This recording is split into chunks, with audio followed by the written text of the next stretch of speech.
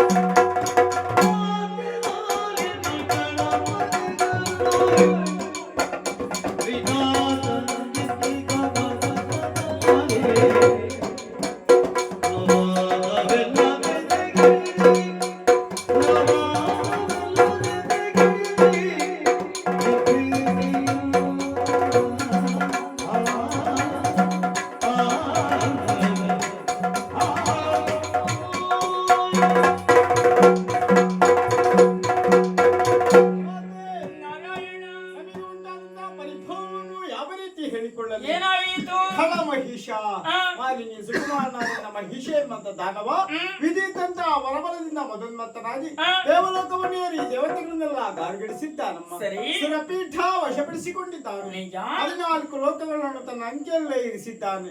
ಸೂರ್ಯಚಂದ್ರರನ್ನು ಸಂಚಾರಕ್ಕೆ ಅಡ್ಡಿಯನ್ನೇ ಎಸಗಿದ್ದಾನೆ. ಒಟ್ಟಿನಲ್ಲಿ ಹೇಳುವುದಾದ್ರೆ ಭೂಮಂಡಲದಲ್ಲಿ ಅಧರ್ಮವೇ ತಾಂಡವಾಡ್ತಾ ಇದೆ, ಧರ್ಮ ನಾಶವಾಗ್ತಾ ಇದೆ.